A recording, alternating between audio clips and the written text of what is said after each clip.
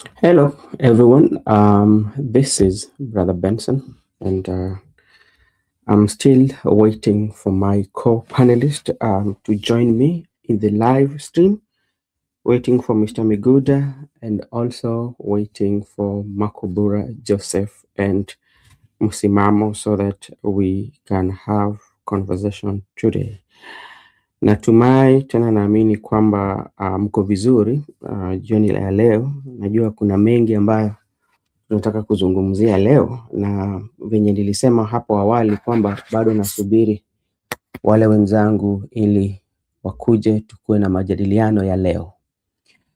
Kwa wale ambao wanatutazama na wale ambao watakuja kututazama baada ya kipindi, ningependa pia kuchukua fursa hii kuwashukuru sana kwa muda wenyu ambao mtachukua. Kabla tujaingia kwa mada ya leo, tunaweza kwenda tukuambie tu zile habari ambazo zimechukua kipaumbele katika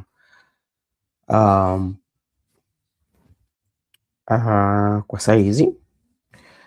Unajua kwamba kuna matokeo ilitokea ya wale watainiwa ambao walifanya KCSE 2025 results. And this is what is in the headline. Kenya's 2025 KCSE results show more university qualifiers amid equity concerned. Inasemekana kwamba kuna idadi ya wanafunzi wengi ambao watajiunga na chuo kikuu, lakini kumbuka hali ya kufadhili ama hali ambayo inatumika kuwasaidia pale, pesa ambayo inatolewa kwa serikali, labda tujue sijui itakuwaje.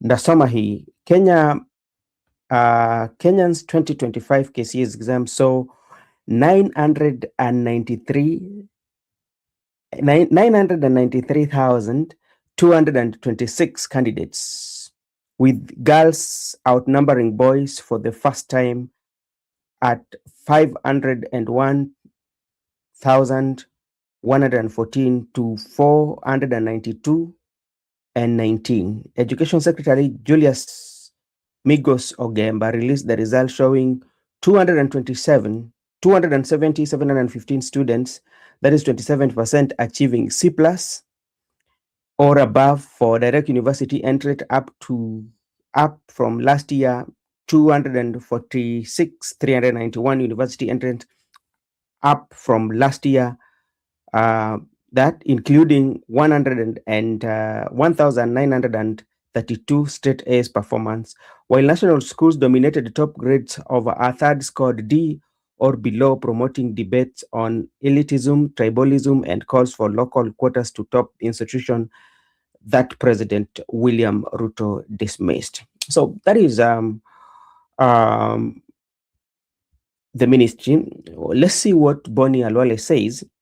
Dr. Bonnie, as they say, if you want to kill a dog, start by giving it a bad name. Listening to Rigathi with sobriety, he actually raised a valid and not a tribal point. I strongly believe national schools should reserve 30% admissions loss to the students from local communities. As for the use of NCDF by MPs and for extension devolved funds by governors from the former northern frontier districts, let us not sugarcoat anything. These leaders are the problem, period. Look at this Kotulo Model Girls Secondary School in Mandera. And you know, this is a conversation yesterday we had, especially concerning about what Rigathi Gachagua said when they were in the funeral, concerning about the placement of students, whereby the quite majority of students, especially, you know, the way he was reasoning, and Boni Alale too is raising these issues, because like all these members of parliament or this region, they usually get this money. But if you look at a secondary school that Boni Alale has shared here, and this is a national school, a national school's Kotulo Model Girls Secondary School in Mandera County. Maybe somebody can go to the Google and check that. So this is what Rigathi Gachagua was talking about. And Boni Alwale says that we should not sugarcoat this. Let's have a conversation that is that really puts the leaders at the frontier district coming from this area so that they can at least show what they're using the CDF money. So that is another thing that I'm also seeing here. The online has been dominated by the performance with quite a number of students. We are impressed that out of 900, yeah, this is what President William Ruto has said. Let me see. The truth is, this is Ledamo Lekina. The truth is, Kenyan obsession with top schools is misplaced. Our glorified national schools are relic that fuels elitism, tribalism, and equality. While parents fight for sports at Alliance or Mangu, most children are left in underfunded schools that barely functions. Every county deserves schools just as good, but until we scrap the national schools mindset and focus on fair funding, quality teaching, and equality, will keep pretending few success stories mean the system works. It doesn't, not for most Kenyans' children. So that is something that Oledama Olekina is raising. But like, even if we do away with that, we are looking at the infrastructures of the school. Who is responsible for the infrastructure of the school, especially when we are talking about national schools? There's a reason why these schools were given nationals. Even he might know wherever he is, he would like his closest family friends, or even if he have a child, he would like to go to national schools. And that's why you find the majority of the leaders that we have, what they do with their kids are taken to schools that are international schools. Some of the leaders actually that are talking, if you look at their background well, their children do not attend public schools.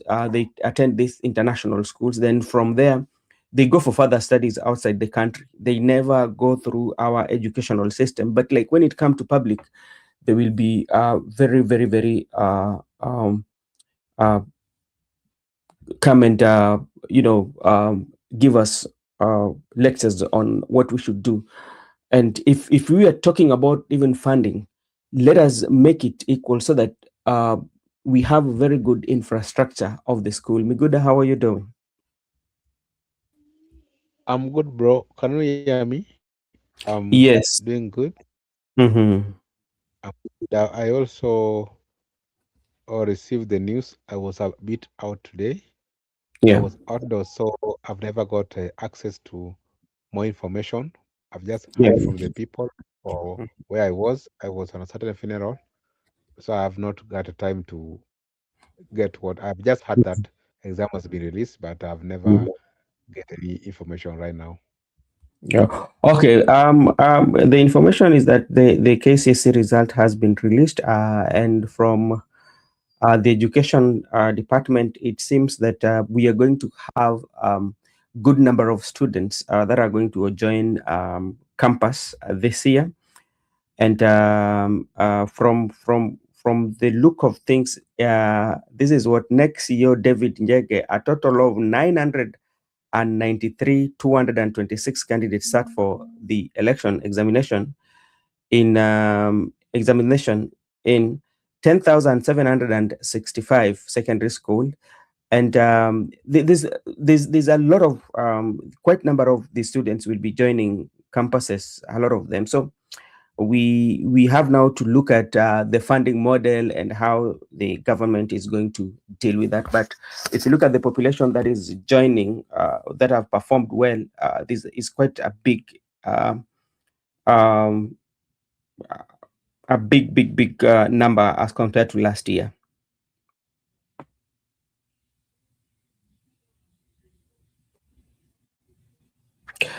And as you know, also Boni Alwale, every time Boni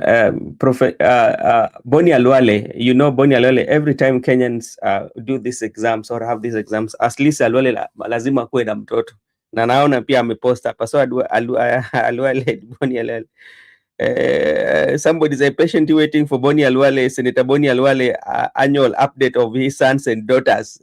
Saizi ndio huwa Boni Alwale huwa anatupatia update, na hapo Alwale hajakosea.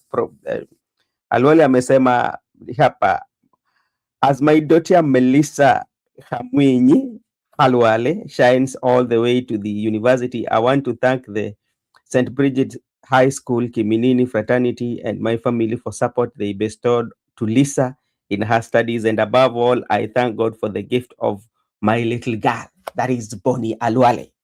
Update ndio hiyo. Hello Miguda, are you there? Yeah, I'm here. Okay, I've got you. It's quite interesting when people, and also on my way, I found some people celebrating. They were out with their birthdays. Some schools were celebrating, and it's quite interesting when many people actually proceed for their further studies. It's very much important that at least you have something at hand. You can use it for skills. You can use it for experience. Yeah. To analyze, and also currently it is very competitive, and it's very quite important for someone to update, and that is very much we appreciate and congratulate all the people who passed and the people also who never made to university. You know, not that everybody can make it to university. Even the people, there are some will go for TVET, some will go for colleges, and even some will go parallel.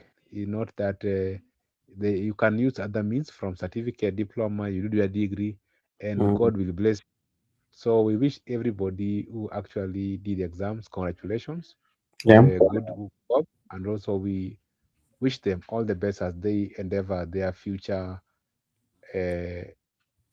experience and their future expectations. So that's all I can say from the result we just released.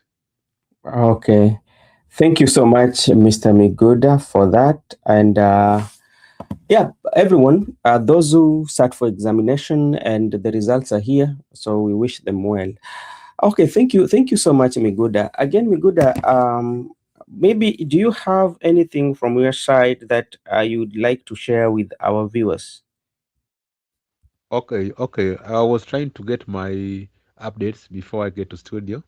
I found that Ruto was in Nakuru, and I saw a young person, I don't know, someone who is disabled, confronting him face on face that you need to stop corruption. So I Yeah. don't know, he was the face of corruption. You need to just to tell him that you are the corrupt person. So people laughed. People laughed at that young person. Then is how they took away Mike from him. But actually, Ruto tolerated him and allowed him to express his opinion, like he was appealing for four issues. So I saw it as a trend, and he said that there are some people who are actually Paka Mafuta president, but they don't want to tell him the reality. The reality is that many youths are suffering.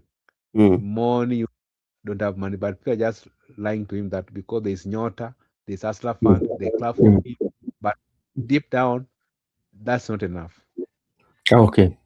Unajua kwa kweli Miguda, unajua kuna watu wengine huwa wameumbwa na ujasiri kwamba wanaweza kuwa na ujasiri waende pale na waseme mambo ambayo watu wengi huwa hawawezi.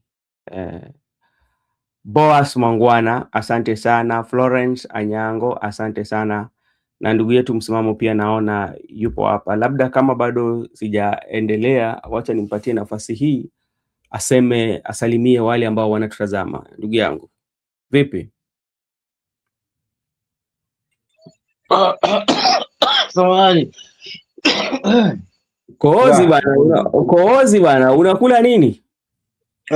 Vumbi bwana kidogo, najua tutoka hapo kwenda mihangaiko la fuda. Najua maana mbabuze huku.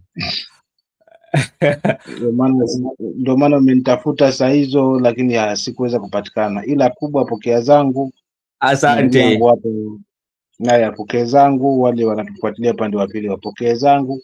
Siku imetuendea, shukuru Mungu bwana, tuko hapa.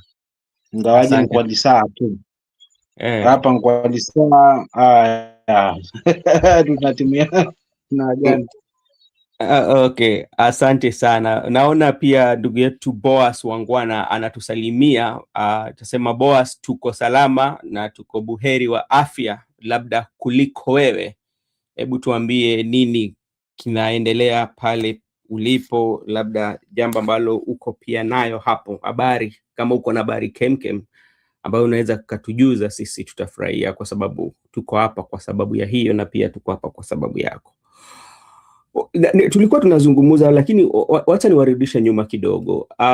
Kuna wakati baba alikuwepo na mtoto wake, na unajua watoto ni watu ambao ni watu wa vituko sana. So kuna wakati baba alikuwa na mtoto wake, na mtoto akawa ni mtu ambaye hakukuwa amependa kubeba kuvaa chupi yani. Siku moja baba kaongea naye, kaambia, wewe mtoto wangu bana, inafaa ukuwe na heshima, onyesha watu heshima bana. Sasa kuna wakati wageni walikuja kumtembelea baba. Baba akaambia mtoto, bana, lazima uonyeshe wageni heshima. Lakini unajua ile ambao unaambia mtoto. Sasa mtoto akaonyesha heshima. Ndio nakwambia saa zingine inafaa tumakinike kwa yale ambao tunasema pale popote tupo, na vitu ambavyo tunaambia watoto wetu. Naona hapa ni okay, it is me Shaima using another phone. My question is, what do I analyze on Mama Ida vote of thanks? Was she sending a message? No, not that name was just Adiko. Tumeongelea hiyo. He was sending a signal message, because like everything in politics, they are done to fulfill or to suggest or to give you a direction. So, and remember, after that, there was a meeting that was held between James Orengo and the likes of Babu Owino, and also Junet Mohammed went to Oburu Odinga and knelt in the office. I saw that picture going around. So that is something that is there, and I will talk to you because I have your number. Makobura shared your number with me, so that's okay. So thank you so much. That was just by the way. Gentlemen, the discussion of today is why ODM will fall sooner than we think, and the reason why I'm believing that ODM will fall, not fall that it's not going to be in existence, but how weak ODM will be. Because remember, yesterday, somebody like Kostosi was complaining that as they continue to fight amongst themselves, the UDA is on a program, or is in the road solidifying their bases in Western Kenya. As you know, Western Kenya has always been, if you look at the counties, Western Kenyans have always been the the base of the ODM and the big supporter of the late Right Honorable Prime Minister Raila Odinga. So when they are still having infights and wrangles amongst themselves, the UDA is consolidating. And I think in the few weeks, they will start having their grassroots election, and this one weakens ODM because they are so much on supporting the government and forgetting about few of them, and forgetting about solidifying, even working on the mechanisms on what they should do. So we will talk about that. The secondly, that we also talk about, especially I'm looking at the leadership. To me, up to now, I still believe beyond reasonable doubt that I don't think that the youth leader, Oburu Odinga, will manage the ODM. Yeah, the reason why I think youth leader will not manage the ODM, when you look at his political career, I don't think that whether Oburu has his own commanding crowd, because Oburu leadership is anchored on Raila, one, because Raila was a brother.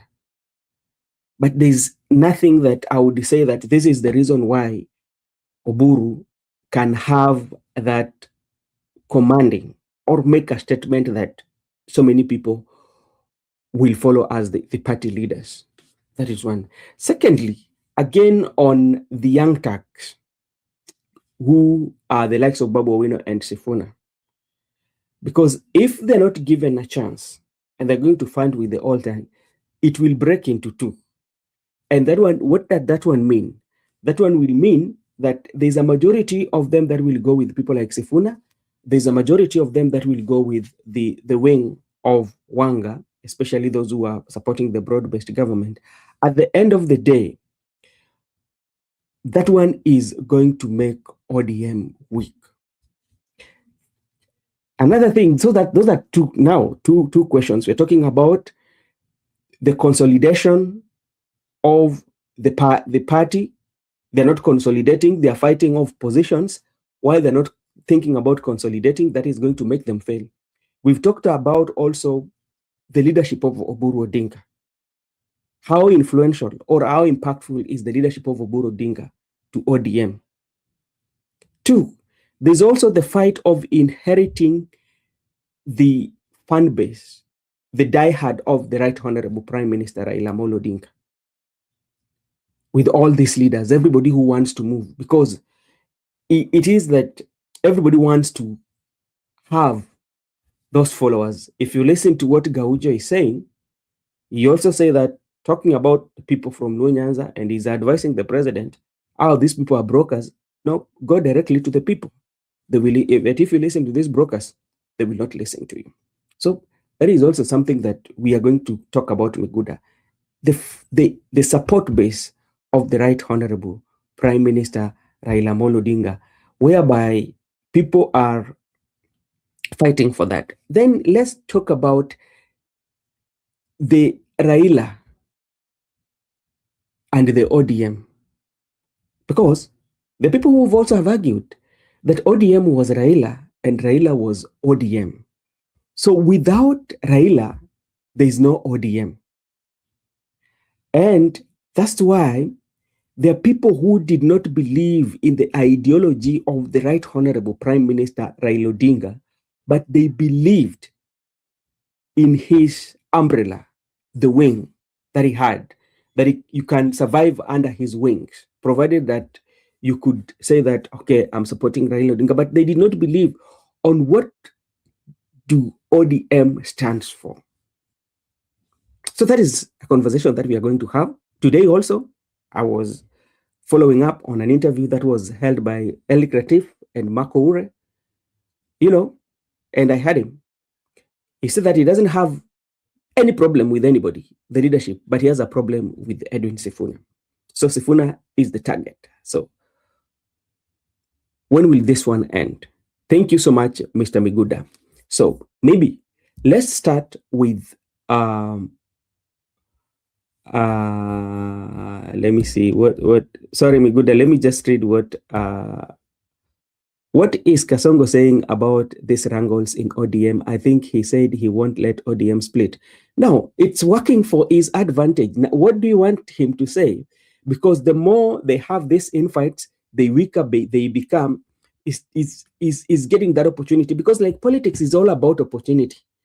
Anytime you see where there's a weakness, the more ODM is divided, the more powerful the president, especially the UDA, will be gaining traction, because so many people will decide to go with the UDA, and that one will be advantageous to the president, because who does not want quite number of members of parliament, and his always goal is to make UDA a very strong party.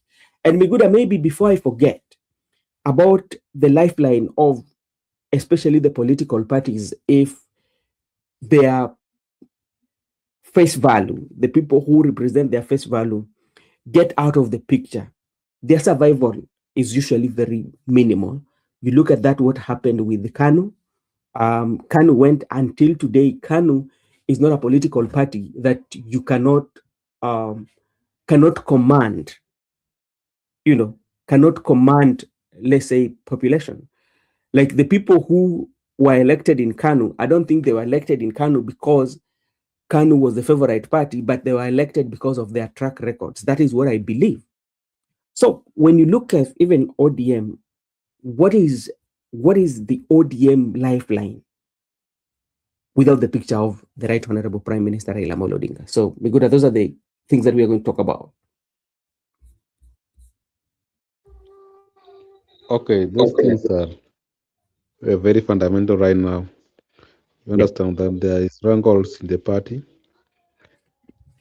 and it's only ODM, and the fact that Raila Odinga is no more. People have concentrated in ODM and its future. You find out that there are so many things that have happened before. Co-accusation from the ODM within, people co-accusing each other, and even you have cited the young man having a problem with the current SG, and even it's just extended a leave branch for the people. Those are interesting time because there can't be a smoke where there's no fire. It means there's something happening somewhere. And to bring it to closure, the reason why it's sometimes very difficult is because even when they gave Oburu Odinga 10% among the presidential candidates, Oburu was given 10% by Infotrack. I tend to disagree because Oburu Odinga has never even had that he want to become president since he was born. He has always he has never even have a support base. That this base is Oburu's base.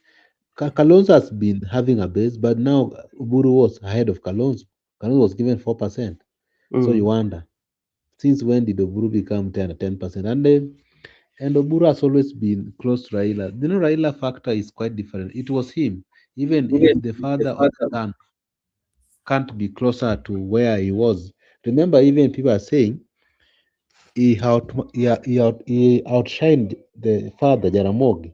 Even the Jaramogi was never given that befitting send off that was given to the son.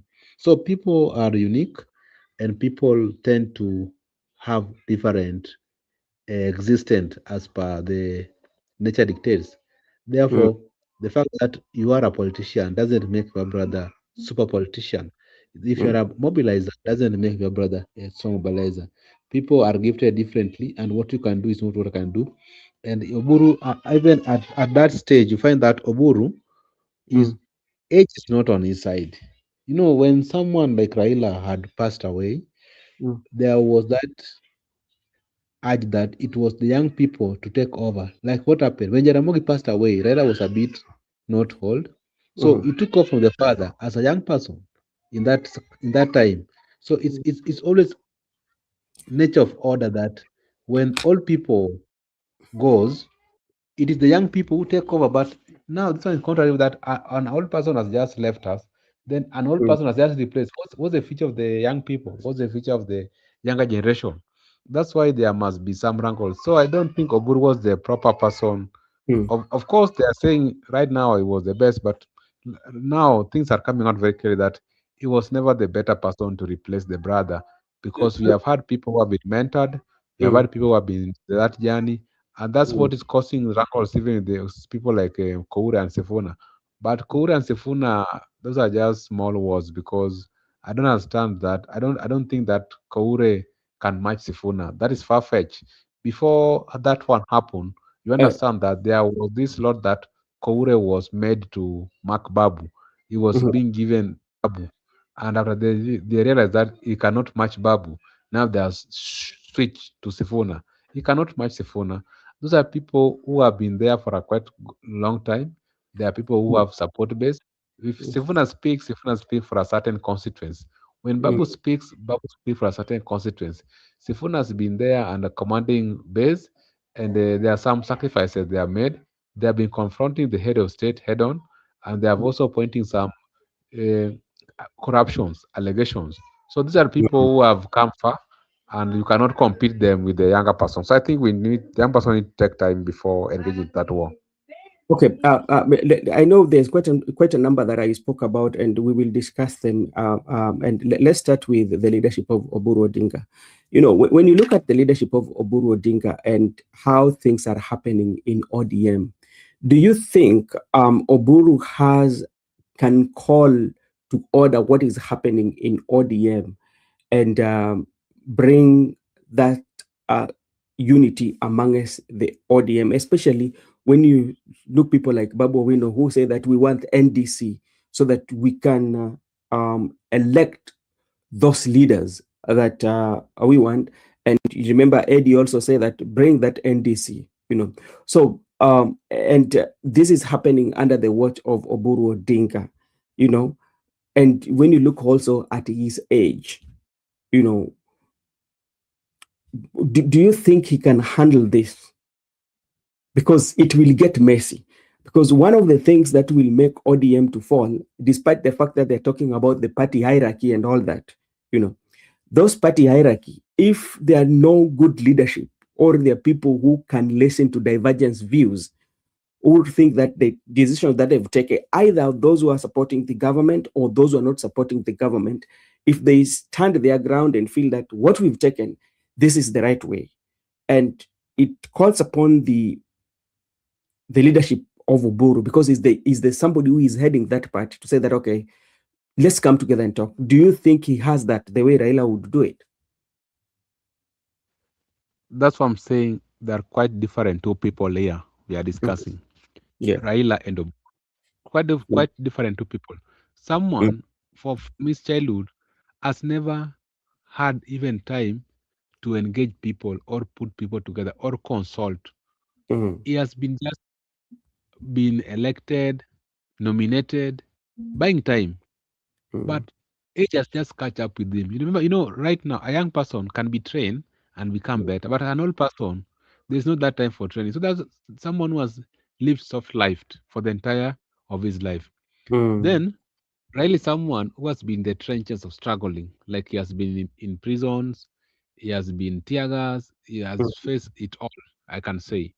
He has been exiled, detained without trial. So you find that Raila was hardened, someone who was, and someone Raila could even convene meetings, many meetings.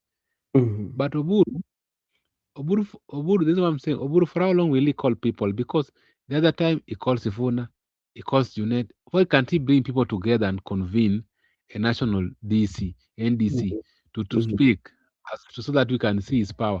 But you are calling individual, then tomorrow, if Sifuna and Junet attack each other, you will call them again. The other time he calls Babu, he calls Babu. He keeps on calling people one by one, one by one. I think it's high time Oburu should stamp authority. But there's also these what we call ambitions. Some people want to be governor, some people want to be president, some people want to be, but you are blocking them as old guards. So sometimes it cannot work because many people were loyal to Raila, and many people maybe join ODM because of Raila, and many people love Raila from the heart, but Raila is no more. Oburu cannot be Raila because maybe passion for Raila is never passion for Oburu. Passion for Raila is passion for another person. So I think loyalty cannot be transferred just like that because you are the father or the brother to Jesus Christ. It cannot happen. People are following Jesus Christ. People don't follow John. So what I'm trying to say is that when it comes to the issue of the party, I don't think Oburu has that capacity to run that party effectively the way Raila was running it. It's quite different. All right. Thank you so much. You brought about something to do with the loyalty and to the party, which majority of Raila Odinga supporters are always very loyal to the Right Honorable Prime Minister. Because you look at the journey of the Right Honorable Prime Minister in his political life, from Ford Kenya to LDP to SDP to KANU to all that until ODM, and the parties that maybe Raila has been in the leadership in those particular parties, and he left with his supporters, the people who are very diehard supporter of him. Now, this question of the ODM that people are fighting for, that we were left in government, we were not left in government, we're not going to join this government, and Raila is the person who had all these people. And that's why you look at what happened when he came from India, when his body was repatriated from India. Nobody was able to control the crowds at JKIA because, like, the only person whom they understood his language, the only person whom they could listen to in that kind of like chaotic scenario is the Right Honorable Prime Minister Raila Odinga. They tried all of this, and they even bring Wanga to come and talk to people, but people would not listen because the person was who could calm that crowd, who could have a way of talking to that crowd and they understand, was no more. Now, now they are fighting for it. Now they are fighting for it. Now tell me, what is ODM without Raila, and what is OD? What is and what is ODM without Raila? When you look at now with all what is happening.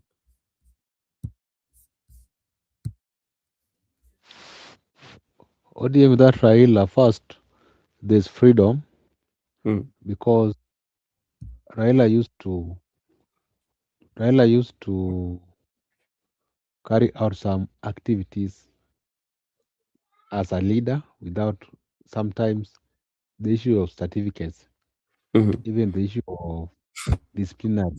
mhm, He used to take actions by himself. And also, there were people who could be the inner circle. They could take advantage the fact mm, that they are closer to Raila Odinga. yeah. Now they could sometimes mistreat their colleagues Mhm, or mistreat their fellow lawmakers. When we are all MPs, mhm, the fact that you are not superior than me. All of us are state officers.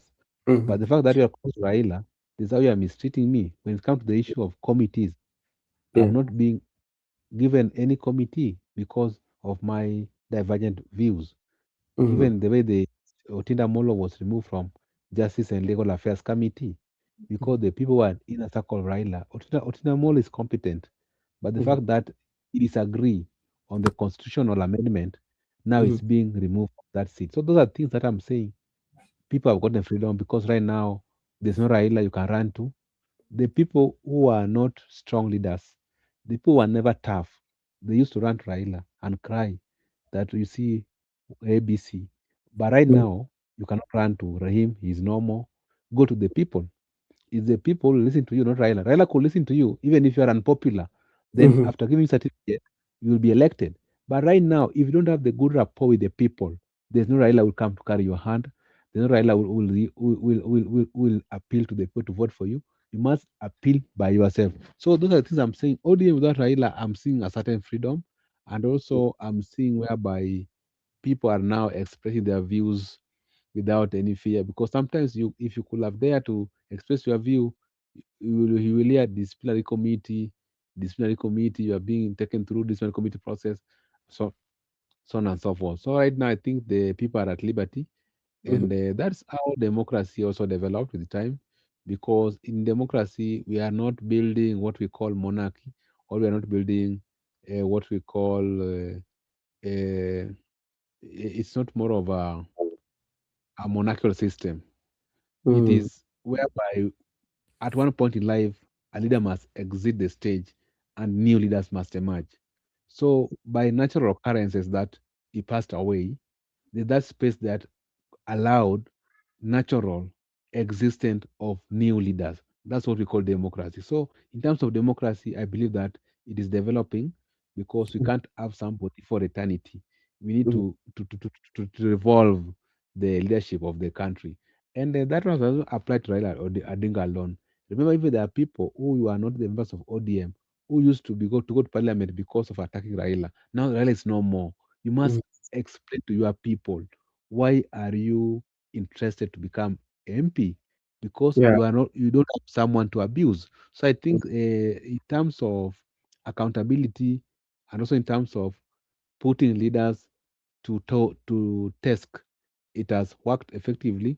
But lastly, also I'm seeing a scenario whereby ODM without Raila cannot stand. Mhm, It is only he who could make all those function to work. But now without him, people must separate, because mhm, there are people who pay their allegiance to him, and there are people who genuinely never loved him. It was about because they just wanted to be in power. Now they are doing things just to please him for the sake, but deep down they are in politics for their own interests. They are in politics for their own self-interest, but not even for Raila Odinga. So, but the fact that right now it's not in the act, they are now following their interest. They are no longer following what Raila could have told them. All right, thank you so much. I can see my good friend Joseph is here with us. Joseph, how are you doing and how is your Friday? Uh, Thank you, Brother Benson, and Meguda. And I can see Msimamo has joined us. I want to greet you this evening. I've been doing fine, quite well. I've been checking right now. I've been checking at Kiharu constituency. You know, I am always a friend of Didi Nyoro, and I can see he has put CCTV in a school. People are telling him he's overdoing now. I think Where, already we have reached to. where We is have sasa reached. where unachoma bwana?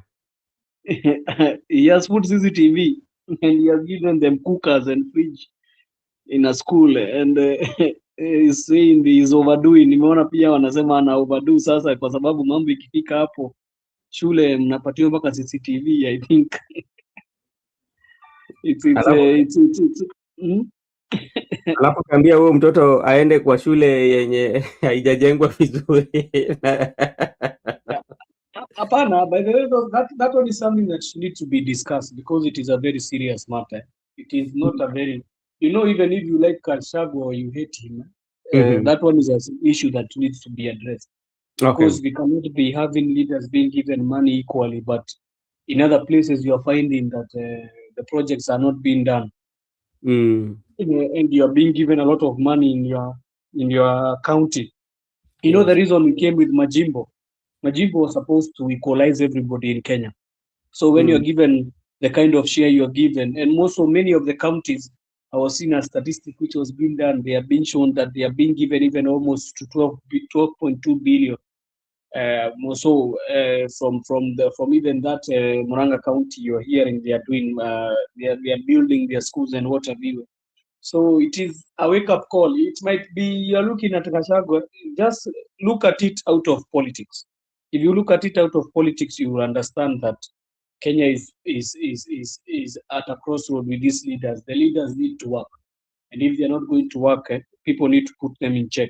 Whether it is Gachagua we say, whether it is Joho, whether it is Wandai, whether it is who, I welcome any thought of people discussing now development and infrastructure in certain counties. That one is a topic I like so much discussing on. Thank you so much, Joseph. And that was our opening statement. Especially, we were saying, let us depart from politics and talk about the real issues and accountability, because some of these schools, especially, they get funding. If not, they get funding. There's a money that is coming from the CDF, and majority of the times, what are you doing? Because you go somewhere. We just there's a school that Bonnie Alwale actually posted. I looked at his post. Mguda, what was the name? Mutolo what? And people are coming out to even to post like the number of share the okay, this is the school. If you look at the school, and I told people to go to the social media and check about it, and this is what Bonnie Alwale wrote. I would read it for the second time. Dr. Bonnie Alwale, I quote, "As they say, if you want to kill a dog, start by giving it a bad name." Listening to at Rigathi with sobriety, he actually raised a valid and not tribal point. I strongly believe national schools should reserve 30% admission slots to students from local communities. That is one. As for the use of NGCDF by MPs and by extension developed funds by the governors from the former northern frontier districts, let us not sugarcoat anything. These leaders are the problem, period. Look at this Katolo model girls' school. Katolo Girls Secondary School in Mandera County. When you look at the school, the iron sheets are zimeuliwa sana na rust. The walls are I think I don't know whether this sijua hii ni cut machine yao ama hii ni nini, mud wall. Alafu unapata majority of those leaders from those areas, they enjoy wako tu Nairobi.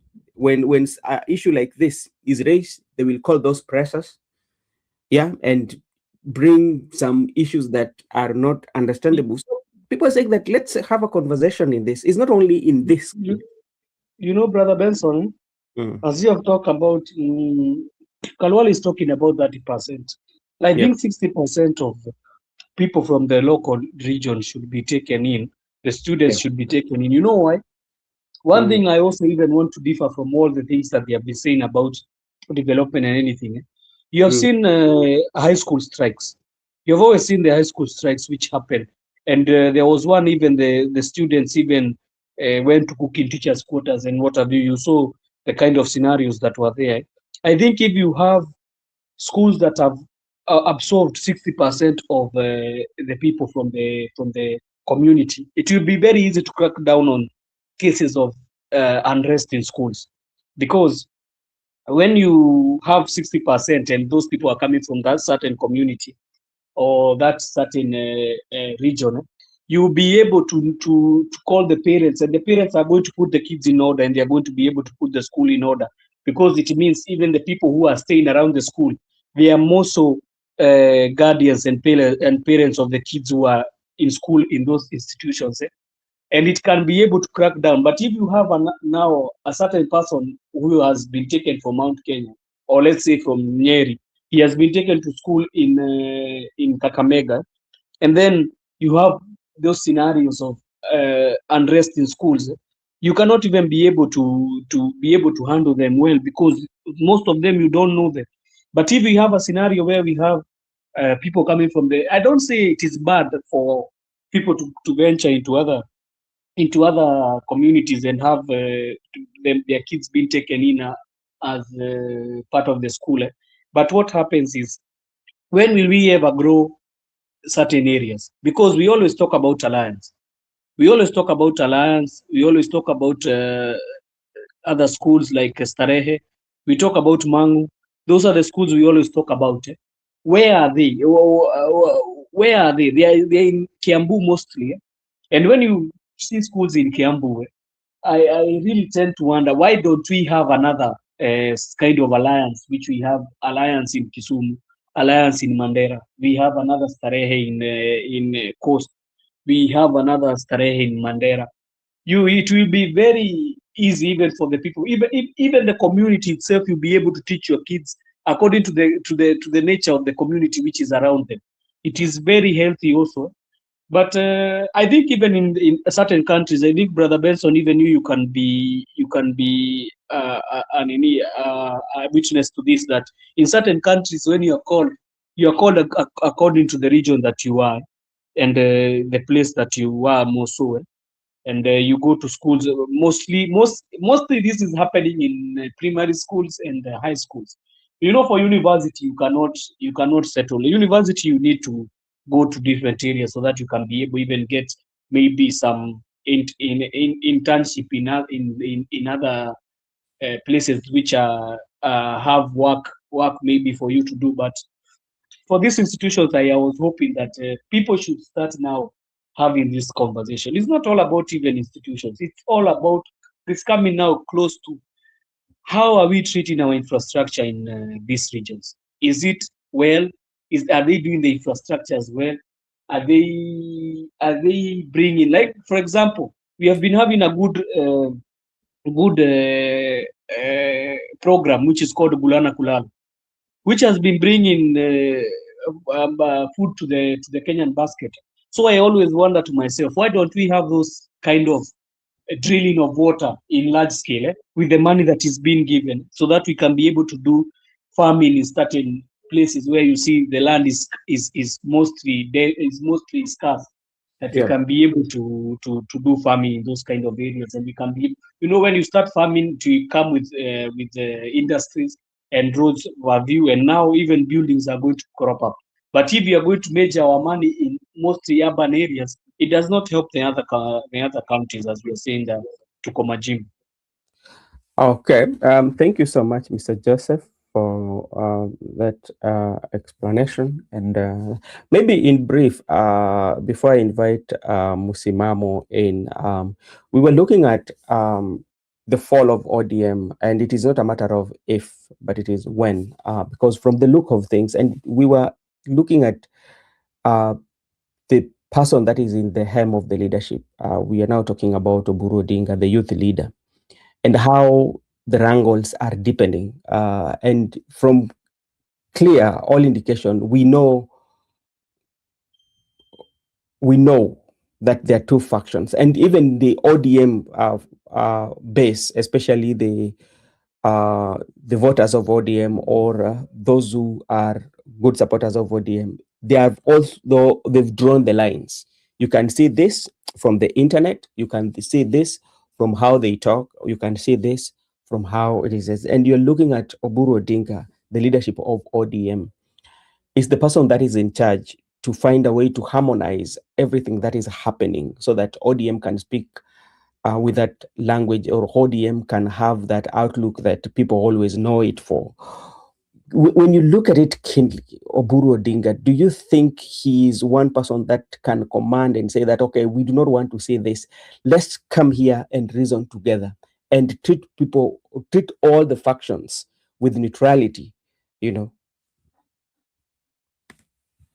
Is it me? My turn? Yes. Yes. So Just be brief, then Mamoto will come in.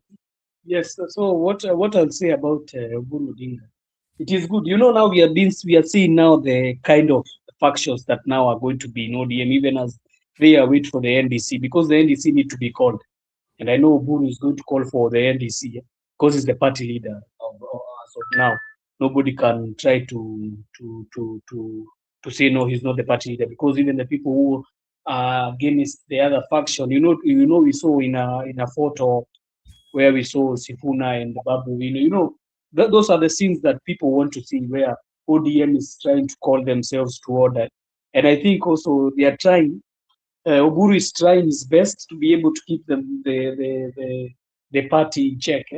And I think when the NDC will be called is where now they will be having a place where they can sit down and see if they can be able to resolve everything that is pending, because it's clearly showing that people have a very different view in that party.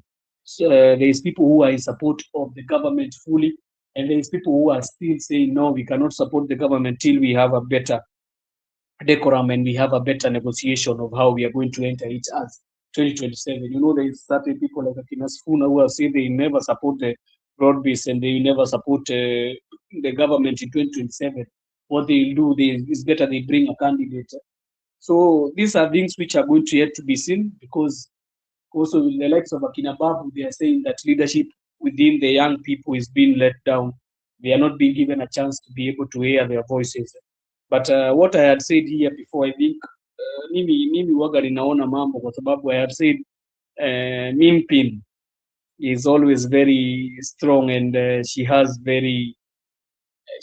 a say in ODM, even as you see, as they were marking Raila at 81. She still has a say in ODM, as other people have a say. And it needs to be heard also, because even Orengo, I think Orengo has taken a turn. If you see, Orengo was in that meeting, but have you seen Orengo in other meetings that have been called for? The last meeting we saw Orengo was the one in Mombasa.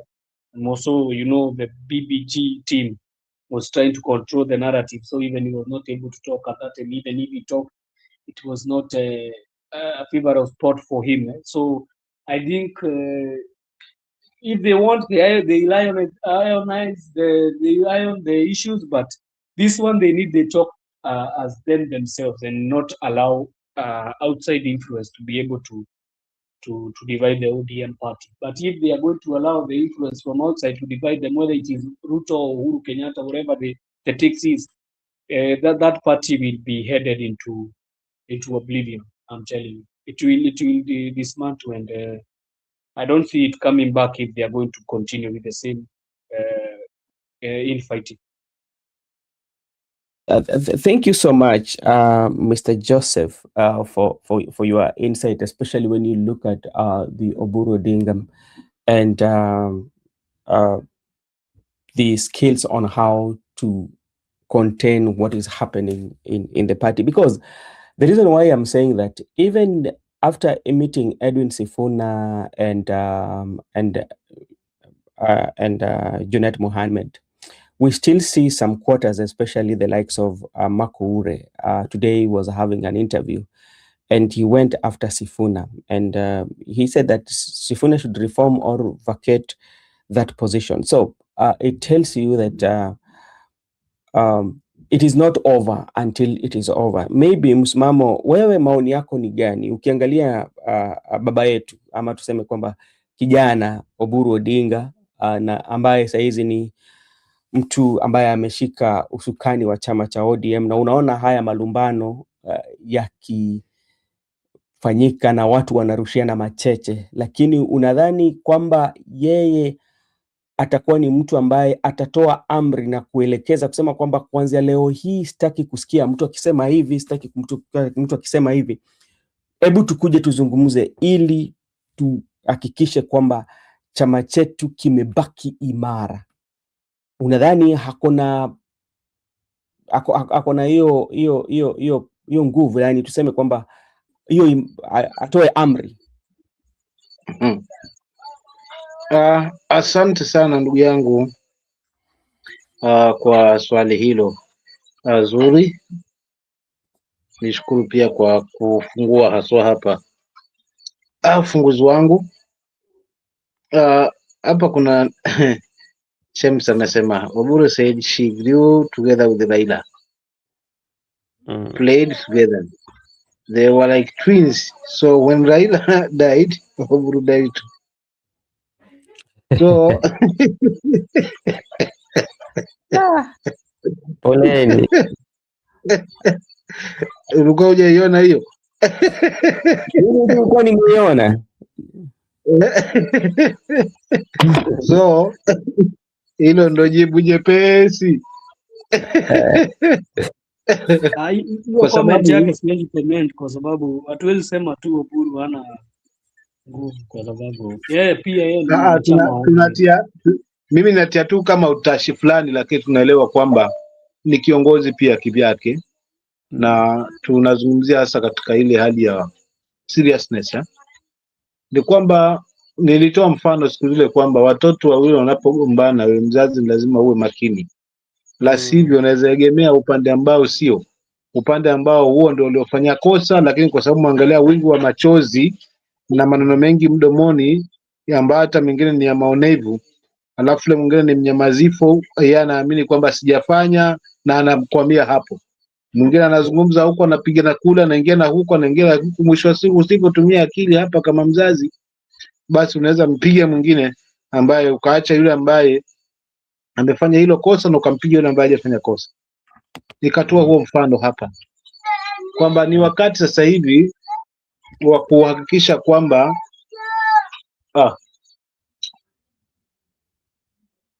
pole kakangu, kama chama ndio ulikuwa ni wakati wa mtihani wake wa kwanza ambao alikuwa anapimwa nao. Kwa hapa ndio ilikuwa nionyeshe makali yake haswa kwa kuweza kuleta haswa wote wale ambao wanatashwishi na waseme ODM misingi yake ni hii na tunabaki katika hii misingi. Lakini sasa ile kwamba ukiwa na hawa unasema kwamba sisi bado mpaka tuko na mkataba, ukirudi upande huu kwa sababu umetembelewa na kiongozi na hutaki kumwangusha machoni, unaongea sisi lazima tutaungana na huyu. So hiyo kaleta kidogo wasiwasi kwamba, lakini pia vile kutuliza hili joto haswa imeshindikana, na palipofikia ni Mungu asaidie tu kwamba ODM msije kazama tu, ama ikiama ni kuanguka basi vianguke kwenye mikono salama ya wale ambao wanaamini wingi Okay. ya wale wanaamini wingi wa wafuasi wao haswa nchi nzima dhidi ya hao ambao wanaamini uchache, lakini wanaamini vyeo kwamba wakiwa kwa serikali basi watu wao wako salama. So itakuwa sasa hiyo ni wachache ambao wanafaidi hapo. Lakini cha mwisho kabisa, unajua siku zote unapomfukuza mwendawazimu na nukuu maneno ya Kioni pale alipokuwa anahojiwa kwamba hapa tuna shida moja ambayo lazima tuiangalie. Yeye amesema hivi, nikimnukuu maneno yake, amesema hivi, mfano uko mtoni unaoga, alafu mwendawazimu aje akamate hizo nguo naende nazo. Sasa katika ile ya kufukuzana na kufukuza ukiwa uchi, sasa mtu akikuona pale mbele atasemaje? Nani kati ya yeye katika wewe na mwendawazimu, nani mwendawazimu? Wewe ambao unamkimbiza uchi, ama mwendawazimu mwenye amechukua nguo zako lakini yuko na nguo zake? Na sasa hapo ndani atakuwa mwendawazimu. So tuko katika hiyo situation kimtazamo wangu kwamba tunafukuzana na mtu ambaye ni mjanja zaidi. So haya mambo yamefanyika Jubilee, tuliyaona chama kitaka kumezwa huku na huku, kikasalimika akaswa katika mdomo wa mambo. Nao cha kuponyesha chama ni Oburu na wale ambao well wishers wanaamini wingi. Hawa wengine wakileta waanze na Juliet kuweza kumtema. Tetezi zake zimekuwa mingi zaidi, yale mambo mengi yametoka nje sasa hivi, yale yalifanyika usirini tumeyajua. Interviews nyingi tu zimefanywa na mambo mengi yamefungamana kwamba bwana alikuwa na tashwishi tangia hapo mwanzo. So waanze kutoa makali kwamba hapana, kama alifanya kwa Babu na Mwamba basi wafanye na huku, ili kusudi wanusuru chama, kutoa na makali yao. Lakini kama wataletwa pamoja na kukaa hapo, wao watatangaza misheni yao. Asante sana. Nasalimia hapa ndugu yangu Paulo Kisyangas. Paulo anasema hivi, for leaders to reconcile they have to sit together and agree on some issues. Oburu is only meeting the leaders one by one. That means he has no capacity to meet all the leaders together. Thank you. Na labda tu Paulo, nikuulize swali. Unaona hao maviongozi ambao labda wanakutana ama wanaitwa katika kikao ili wazungumuze wapate suluhisho, ni watu ambao wako na kauli zao wenyewe? Kuna wale ambao wanaamini kuwa wawezi shirikiana na serikali ya sasa na bali wako katika ndani ya ODM. Kuna wale ambao wanakubaliana kushirikiana na serikali. Akisikia hata venye wanaongea, jana nilisikia Mheshimiwa Eddie Mwoka akisema kwamba anaona kwamba ODM inaegemea sana sana kufanya kazi na serikali ya UDA Kenya Kwanza. Vile vile leo pia nilisikia Kasmuel kwa ajili ya maongezi yake ni vile vile inaelekea huko. Sasa hapa watu kikanao na wote washakuwa na kauli tofauti. Unadhani watafikiana ama itabidi chama imevunjika ili mtu achukue mkondo wake apende na watu wake ndio hiyo chama idumu, ama ndio kila mtu aangalie mambo ya siasa yake? So hiyo ndugu yetu Paulo atatujibu pale katika comment section. Miguda, wacha nikuje kwako, kwa sababu swala ambalo tunauliza ambapo tunasema kwamba ODM ni chama ambalo labda itasambaratika na ianguke, si tu kwa sababu inafaa, lakini kwa sababu watu ambao wamepatiwa nyadhifa za viongozi. Hiyo ni moja. Jambo la pili pia, tukiangalia historia, ukiangalia KANU ilikuwa ni chama ambacho ilikuwa na nguvu sana, lakini wakati Moi alitoka kwa siasa, ni kama chama cha KANU nguvu zake ama ushawishi wa KANU ilipungua pakubwa sana. Angalia PNU pia vile vile pia. Nataka pia uniambie kwa wale ambao wanataka kuendeleza kukua katika chama cha ODM, unapata kwamba chama sana sana wenye ambao wanakuwa walikuwa ni kama wasugu ama yule mtu ambaye alikuwa amesimamia chama, wakitoka kwa siasa vyama hivi vinakufa. Unapata kwamba watu wanaanza vyama vyao alafu zinakuwa inaenda vizuri. Kumbuka Raila alikuwa kwa Ford Kenya, ikashindikana, akaanza chama chake kipya, akaenda nao akatengeneza njia ya siasa yake. Unadhani itakuwa vyema ODM ivunjike ndio wale ambao wataanza safari yao ya kisiasa vizuri waanze na chama kipya ndio ili ikue chama ambacho watu watakuwa wanaipenda, ama washindane wakipigana hapa ODM? Mimi niko na mtazamo tofauti. Okay, sawa sawa. Na vile mimi natazama hiyo swali lako naipatia jicho nyingine. Nasema hivyo kwa sababu tumekuwepo, umependa mfano kwa KANU, lakini mimi ningependa kupenda tu mfano kwa ODM. Tangu tupate uhuru kama Wakenya, hatujawahi kuwepo na ODM. ODM imekuja hivi karibuni hapo miaka wa 2005. Sasa ODM kilikuwa ni kile chama kilikuwa na umaarufu kubwa sana wakati huo wa kupinga katiba, ya kwamba tukasema katiba no, hiyo chungwa na ndizi.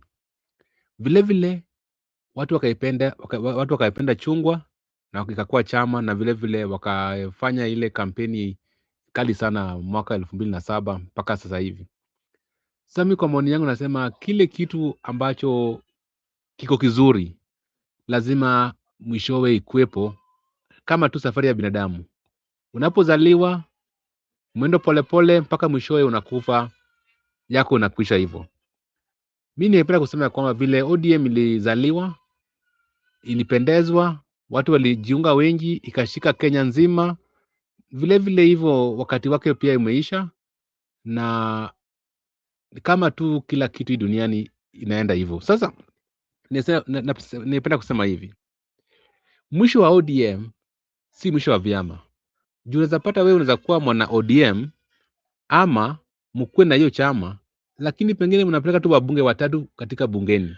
Kwa mfano, chama cha Ford Kenya ni chama kilikuwa na umaarufu kubwa sana, lakini sasa hivi kibaki kile kiosk cha Moses Wetangula. Wetangula na anaitumia kama kiosk yake ya kubagain huko national politics. Vile vile ODM mwishowe tutakuwepo na yule mtatabaki naye, ya kwamba sasa ODM pengine apeleka wabunge 10 ama wabunge 15, amebaki tu ile eneo la Siaya County pekee. Pengine Kisumu amejiondoa, Miguru amejiondoa, hivyo hivyo. Ama pengine kama unatoka Bondo kwao Raila, vile kama unatoka kwao Wetangula, lazima uende na Ford Kenya. Kama unatoka kwao huko Baringo, unapata kuna wakati hata Baringo hapa mwaka wa 2017, 2015, Gideon Moi amekuwa senator hapa na chama cha KANU, na wakati huo unapata Jubilee ilikuwa imeshika, na hata hiyo wakati huo URP ilishika huko Bonde la Ufa, but Gideon aliingia na KANU. Vile vile Jubilee ilishika huko Bonde la Ufa, Gideon akaingia na KANU. Sasa unapata lazima upate hata wakilishi, hata wakati kina mandugu zake wako pale Nakuru, waliingia bado na KANU tu bado, lakini mwishowe KANU inabaki tu chama cha watu chache fulani. Sasa hivyo ndio mimi naona nasema ODM kwangu haitakuwepo na maarufu vile imekuwepo nayo hapo awali. Most itakuwa chama cha watu watatu, wanne, hivyo hivyo kama vyama vingine. Hata sasa hivi Jubilee hawana wabunge wengi katika bunge vile walikuwa nao ile mwaka wa 2017. Hivyo ndivyo vitu zinakanga duniani. Mwisho, mimi naona ya kwamba si lazima tukae katika ODM, ama si lazima ODM ibaki for eternity. Kwani niseme hivyo?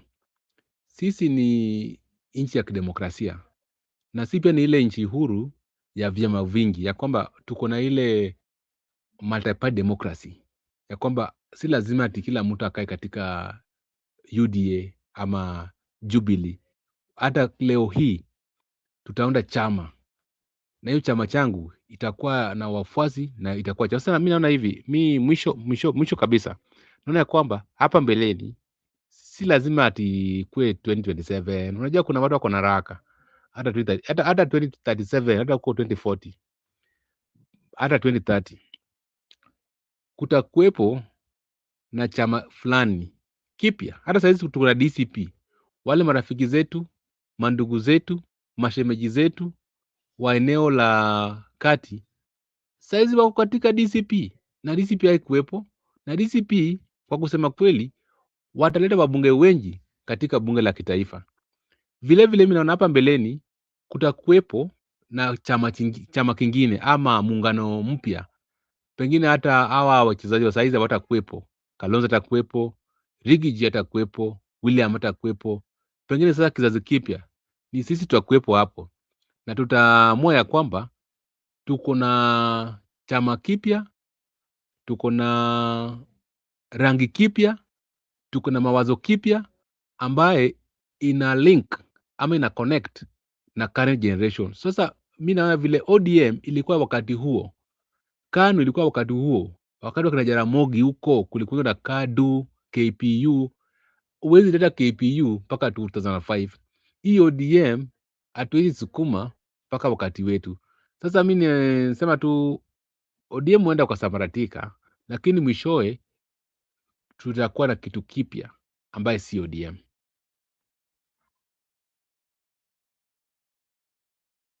Asante sana Miguda kwa hayo maoni. Labda nikaribishe ndugu yangu Joseph. Nataka kumuuliza tu Joseph, I just want you to look at this because like our main aim or the center of discussion was like how ODM is going to fall sooner than we think. Because if you look at the majority of ODM, or if you look at ODM, let's say that they have what you call wrangles within them, whereby they have two factions, they're those for president and those one. But they're not fighting on how to make their party strong, but they are fighting on how they are going to support the president and how they're not going to support the president. Even the 10-point agenda is something that has been forgotten. As that one is happening, yesterday you had Osotsi, he wrote that as this one is happening, UDA is working very hard to consolidate the bases that Raila Odinga had, especially in Western Kenya. Are these leaders seeing this, or they are so much occupied with the positions that they are going to get, and they've forgotten how they should consolidate their party, you know? So how is this one going to make it fall? Because which means they are going to lose members of support base from those areas that they've already controlled for ages.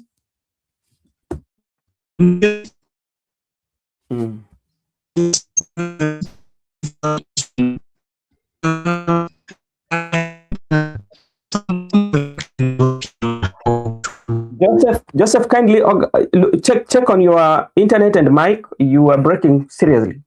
Breaking kabisa. Miguda, hilo ndio swali ambao nilikuwa najiuliza, because kwa sababu unapata kwamba hapa kuna ile mgawanyiko na kupigana ndani ya chama, lakini wamesahau vitu vingi wanachama hawa wa ODM. Ingawaje kuna watu, kila mtu ako na nia yake, ama kila mtu ako na fikra zake ambao wanasema si vyema, lakini hawaongelei. Sasa hakuna hata mtu ambaye anaongelea katika zile 10-point agenda ambapo zilikubaliana, ambapo makubaliano ilikuwepo. Unapata kwamba hayo limewekwa katika kaburi la sahau. Hey Joseph, are you back? Can you hear me now? Very clear. Sorry, sometimes maybe it's because of the delay. I think it was, I had not checked.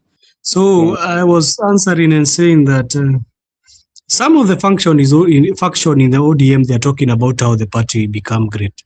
I've been hearing Sifuna talking about how they want to make even the party in the grassroots be stronger.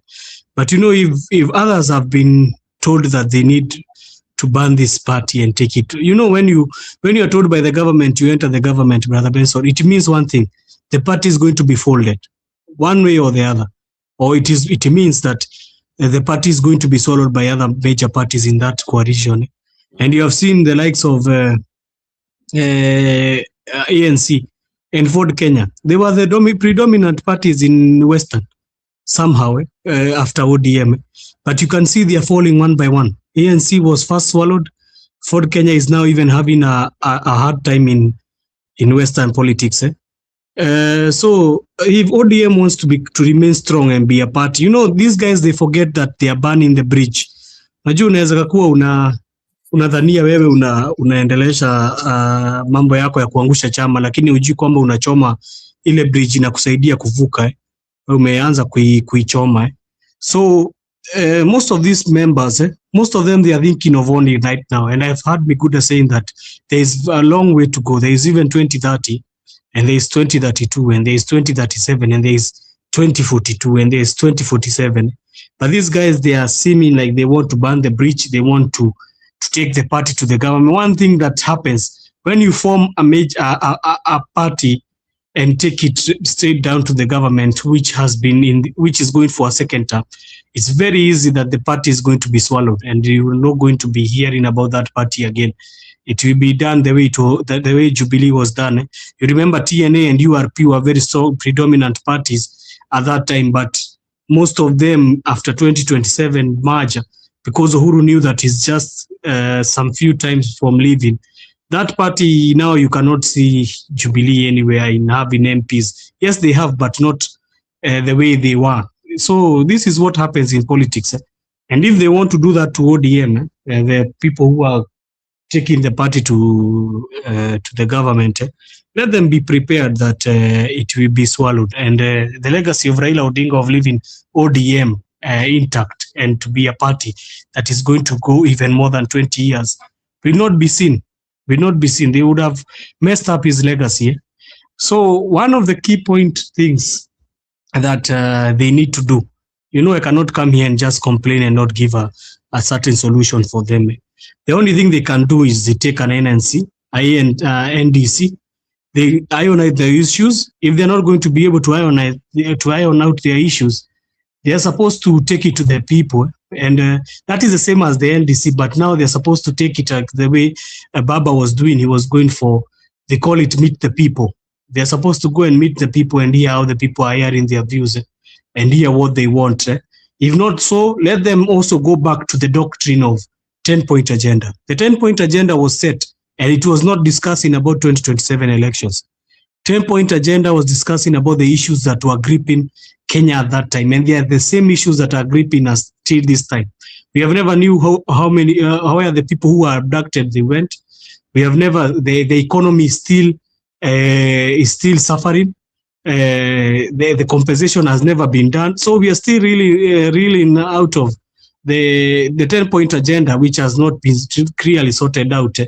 I think the only thing that they are trying to sort out is about referendum to bring their own prime minister in. That one is the only thing I've seen they want to pick up from the 10-point agenda.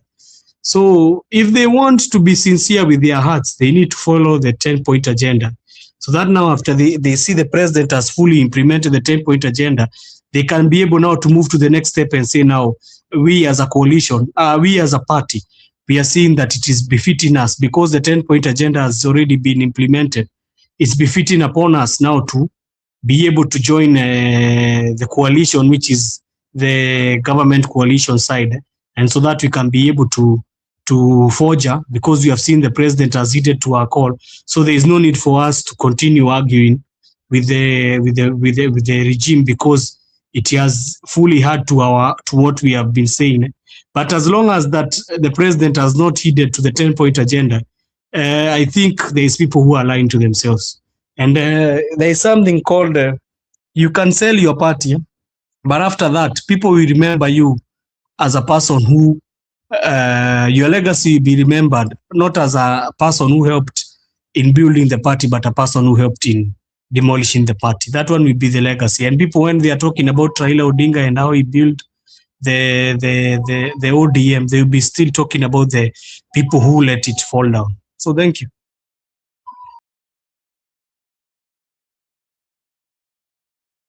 Okay. Thank you so much, Joseph. Sijui umepotelea wapi. Allow me to just say hi to everyone who is watching. I can see Paul Okis Yanga. I can see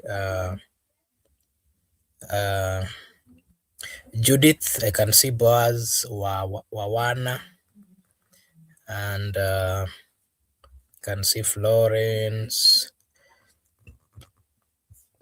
I can also see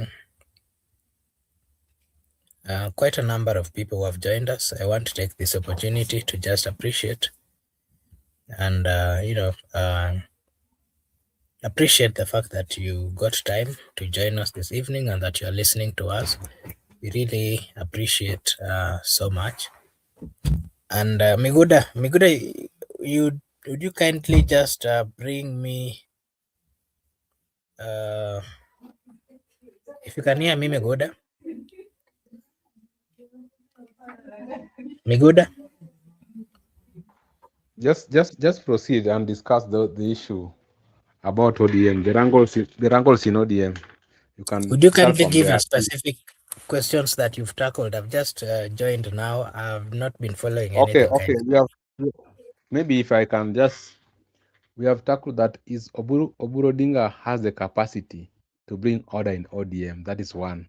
So you can note it, that one down. Number two, the wrangles between the two functions in ODM, can they be resolved amicably or not? And you can also gauge that, what's the future for ODM? Because it has been a popular party, just like KANU died. Is ODM going to die like KANU? So you can start with those three one as some doing something here. I'll get back to you.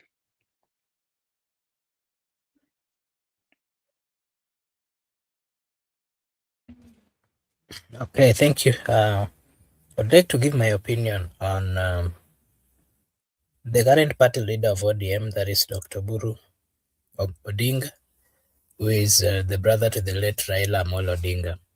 And I want to say that Oburu Odinga is not Raila Amolo Odinga. And one thing that is coming out is that Raila had, I've always mentioned here, some special traits, leadership traits that really helped him so much to bring forth the union amongst different people coming from different regions with different views, different thinking, different culture. He brought them together under ODM, and they would all listen to him. After his death, it is difficult for those people that were brought forth and united under the mantle of Raila Amolo Odinga today are not seeing it comfortable being in that particular party. And that is why we've seen quite a number of conflicts here and there, whether it is those supporting the broad-based, whether it is those saying it is broad-based is a non-issue to them. We've seen these kind of things, and all this simply gives clarity or a clarification that the current party leader is not able to handle the problems that the party is facing, is not able to handle or to bring forth these leaders to sit down and discuss the issues at hand. And it also shows a high level of confusion that is there, starting from the party leader to other members.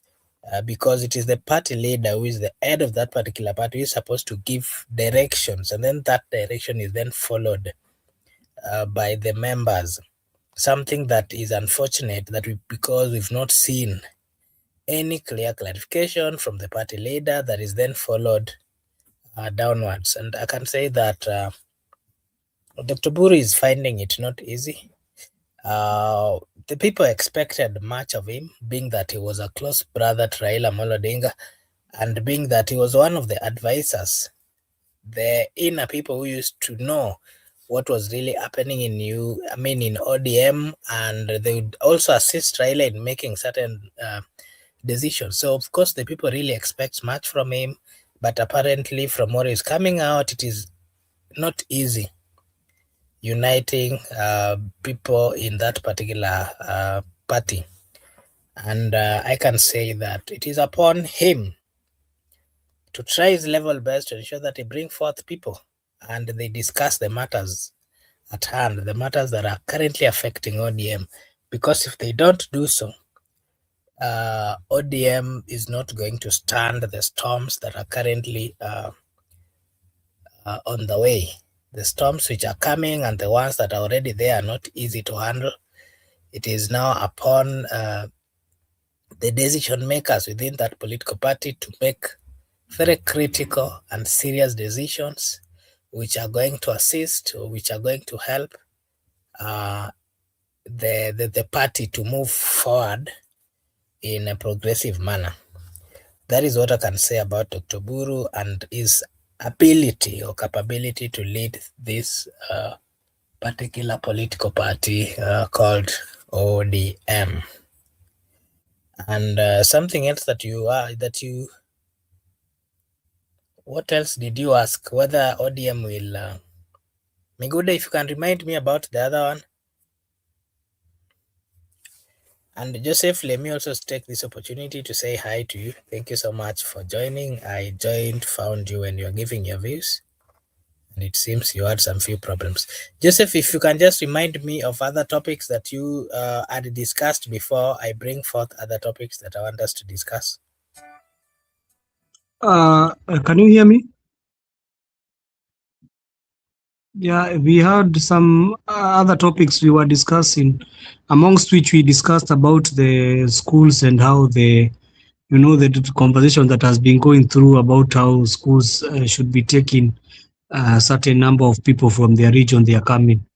And we discussed further on that. And what else? I also came in when they had gone with the conversation a bit, but mostly it was ODM conversation. So after we delved into about the schools, because there's a post that Brother Benson has brought about how Bonnie Harwale has said that 30% should be the amount of people people taken from a certain community into their schools, into their schools that are near their area. So as I hand it over to you, I'm going to answer Paulo and tell him that even though you can say that the Meet the People tour was a scam, what I can clearly know is Raila was very democratic in the party, even though he had, nobody is always perfect, but he tried to be perfect as an example, and he tried to be more democratic in ODM than what we are seeing of the leaders which are nowadays. They want to take it by force. So Marco Bura, over to you. Okay, thank you so much. The issue of schools, I had people talking about it. I've not really looked seriously into it, but I can say that we are in a united country called the Republic of Kenya. We are in a country where the Constitution clarifies and says very well that whichever place you feel that you are comfortable, whether you are coming from whichever direction, so long as you're a Kenyan, you have a right to live, to go, to do whatever you want to do within the Republic of Kenya, because the Constitution respects and permits you to do so.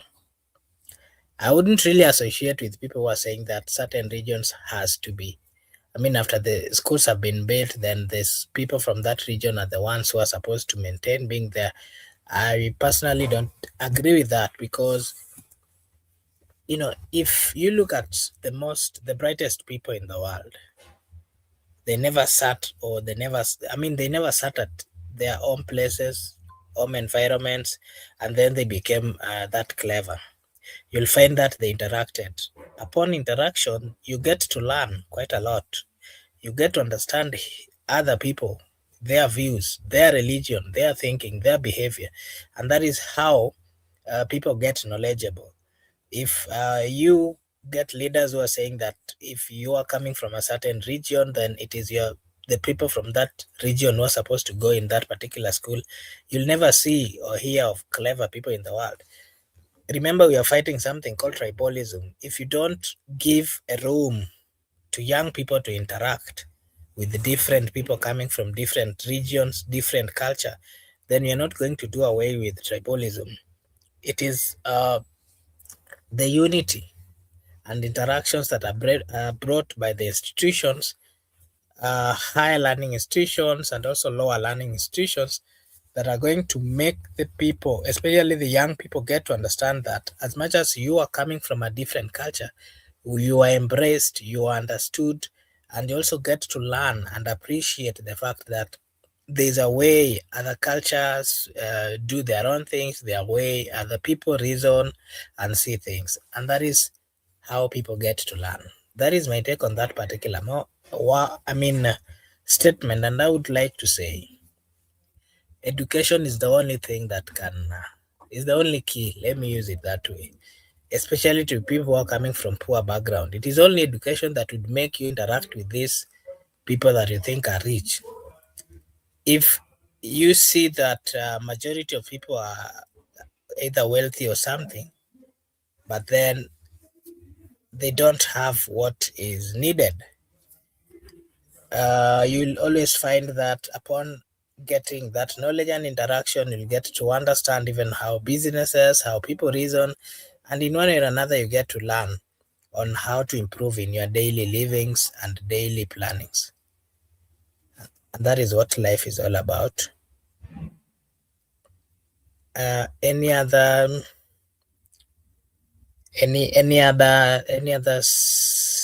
thing that you talked about, Joseph? Or I get to my questions that I came with?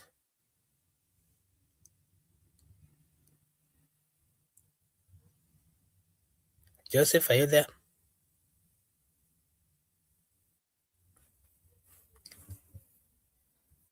Okay, thank you so much, and allow me to also welcome Msimamo. Msimamo, asante sana kwa wakati wako, and karibu sana. This is Brother Benson Media. I don't know whether you are joining for the first time, Msimamo, ama ulikuwa umesha join kitambo. Nilijoin alafu nikatoka tena nikaingia tena kwa mambo na simu alafu nimerudi tena.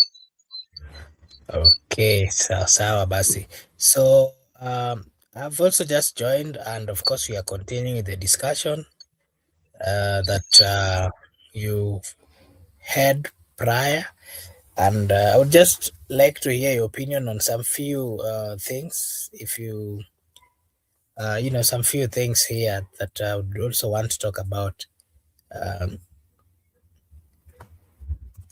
And before I do so, unaweza tuambia Costi kuko vipi?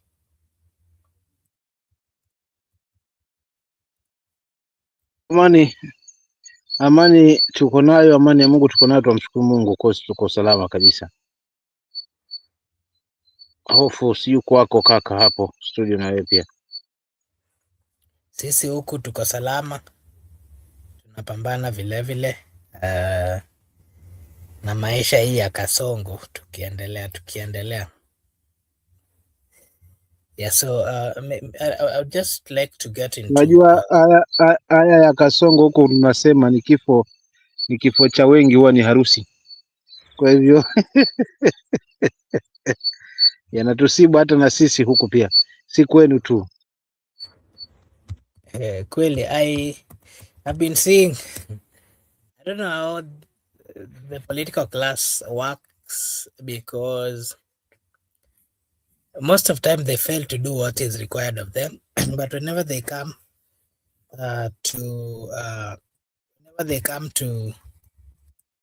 the platforms, they have always continued lying, and the reception is also sometimes very difficult to tell, because you find that the same people who have been promised and nothing was done, they will be coming and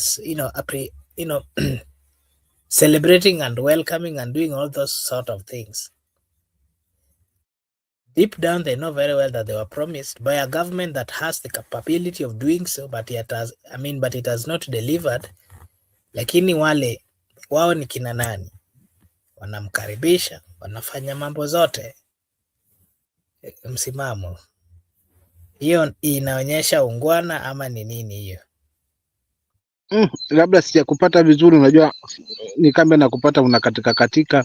Sijaliunganisha vizuri hilo swali kaka, sio kama samahani, kama unaweza relegea tena tu ni kuombe ili nijenge hoja vizuri. Nasema hivi, you find that the political class, they keep on promising and giving promises here and there.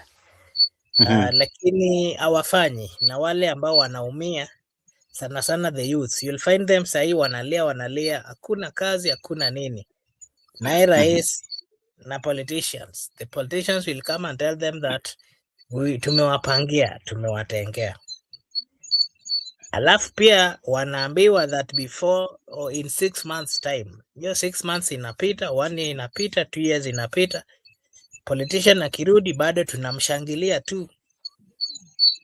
What does that mean? Ni hiyo ndo mapungufu ambayo ni lazima kama sisi ambao kiatu kinatufinya tuweze kujitambua kwanza.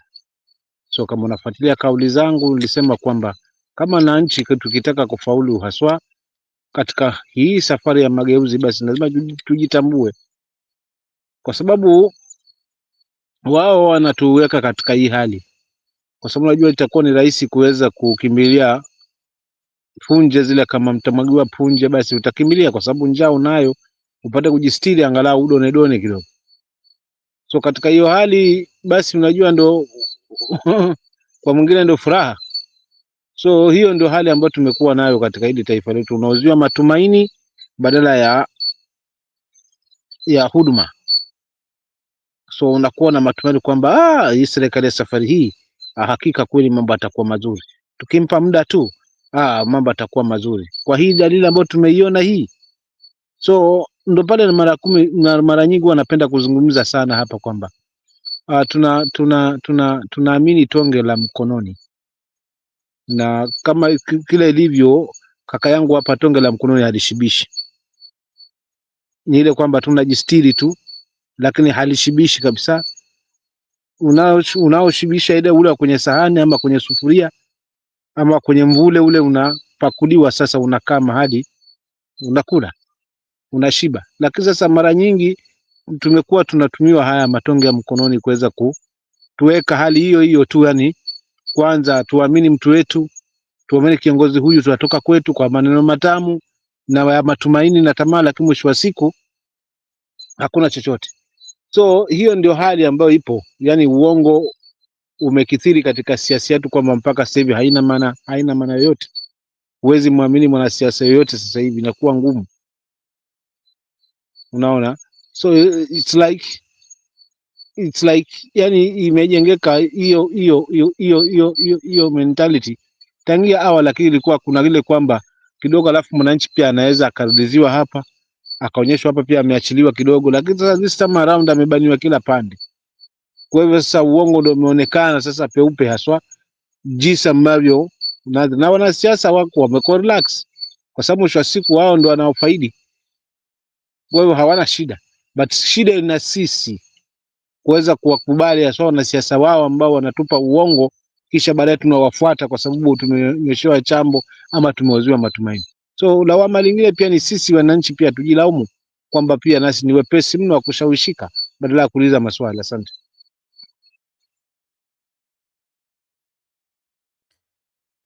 Okay, asante sana. Hata ndugu yetu hapa anasema these leaders from northern Kenya, they just come to stay in Nairobi and they don't use money allocated to them to develop their regions.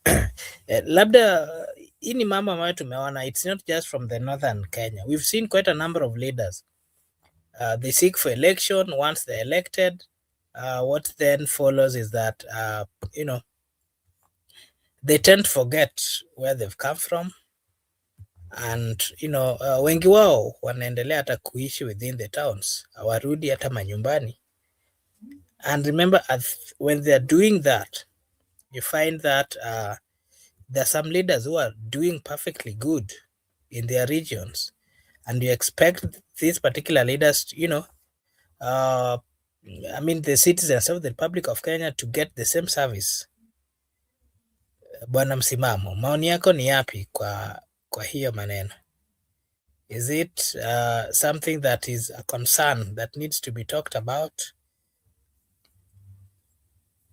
Ama kwenyu mambo yako mazuri, representative wenyu kila siku wako nyumbani wanawasikiza, ama kuna wengine wamepotea wameenda Nairobi? Kule kuwa kwa mtu karibu si kumaanisha ndio suluhu. Anaweza kuwa karibu lakini anakutumia vile vile. Anaweza kuwa karibu lakini sasa katika ukaribu wake ukiangalia kule juu ni kama pia naye katumwa. So kuna wale tunatangamana nao nao, kuna wale ambao kidogo wana deliver kidogo ili sije wakashtukizwa, lakini kwa kweli hii shida iko kila mahali. Mambo si shwari. Ugumu ule ambao unapitia mwananchi wa Nyanza kule, mkulima wa Nyanza, ndio ugumu ule ambao unapitia mpwani kule. Sema tu shida sometimes zinazidiana kutoka na eneo lilivyo. lakini kiukweli haswa katika walmao wanaumia zaidi haswa ni sisi wa Kwale wa Kilifi, ndio ambao katika hii pwani hakika kwamba ndio tunabeba mzigo huu, kwa sababu wengi wetu haswa hali haswa ni ngumu. Elimu wenyewe kwanza ndio iliingia juzi, wengi hawakuwa wanathamini hii elimu, so it's like yani kila kitu ni mwanzo haswa. So kwa kweli katika hii situation hii, kwa kwamba elimu kidogo kwa wazazi wetu na wale wengi ambao hawapo, wengi wanashawishika wakiona kwamba hela ndio hii, ama huu bwana amekuja vizuri, tumekaa chini tumeongea vizuri, basi hao ndio wa kwanza kushawishika. Na hata umweleze kwamba huko siku atakwambia sasa miaka yote wewe wewe utakuwa unang'ang'ana, ni wakati wa kula. Hawa watu tukiwaacha wakirudi hatuoni tena. Yani hiyo tunakuta mwananchi wa kawaida anakuambia, sometimes napata hizo changamoto zaidi haswa nikiwa feel kwamba sasa ukimwacha mwanasiasa na amekuja nazo, si atarudi nazo tu, na mwisho wa siku wewe tamuonani tena miaka 5 kula. Lakini kwangu mimi hili la halinipi wasiwasi zaidi, kwa sababu mwisho wa siku mwananchi anajua ni wapi kwa kuchagua, maana tumekuwa hivyo na tumemchagua baba. Licha yote haya ambayo anakaa sera kelele nini, lakini mwisho wa siku tunafanya the right thing, tunamchagua tumtakaye. Ni hapo mbele ndo ambao kunapo shida, hapo mbele hapo kwa tume nzima haswa, uhakiki wake na uhalisia wake, mikakati ya system ambayo tutaitumia haswa kupambana na electronics, majibu hayo kupelekwa elektronikia, hiyo mambo hayo ambayo yanafungamana na uchaguzi. Sasa hapo mbele hapo, kwa sababu mwisho wa siku hapo ndo ambapo na tathmini. Kwa hiyo tunaweza mchagua msimamo, kisha mwisho wa siku tukapata ni Benson ndiye ambaye yuko, na ukiuliza swali ambia katiba iko hapa na kuruhusu ukiwa na wasiwasi yale yametangazwa, kimbia mahakamani. Ukifika mahakamani ni hizi zetu ambazo tunazielewa zilivyo, so unakuta tumeregeshwa pale siku ya 1. So it's a matter kwamba wanasiasa wametutumia haswa vya kutosha. Kwa hivyo wakati sisi wenyewe tuamue ni kiongozi nani tukimkabili ama tukimsupport, kutokana na track record yake, huyu anaweza tusimamishia hili taifa, tukajipanga kidogo vizuri. So tukisimama katika hilo, hata kiongozi aje kuambia mimi niko kwa serikali, niko waziri, niko nini, utasema waziri ni wako, lakini tueleze waziri unao, umetutengenezea nini katika wizara yako? Ni mbunge ndio, uko kwa serikali ndio, umetutengenezea nini? So kama hakuna, ni patupu, ni maneno tu, dawa ni nje tu. Asante.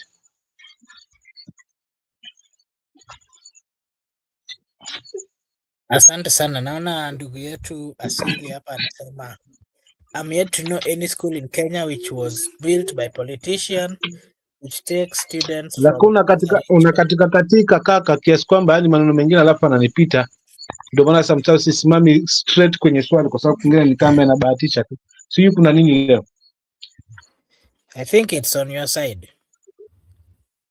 Nadhani ni side yako. Maybe you can log out and then come back immediately. Because I was here with Joseph. They were saying it's okay. Miguda was also saying it's okay. Ama nitoke kidogo alafu nirudi kidogo. Mimi pengine upande wangu. Yes. Inaweza kuwa pande yako. Or the people who are watching us can also confirm to us at the comment section whether I'm breaking or I'm okay. Allow me to read this comment from Asili saying, I'm yet to know any school in Kenya which was built by politicians which takes students from other regions. Okay. None of the schools mentioned by Gachagua was built by leaders.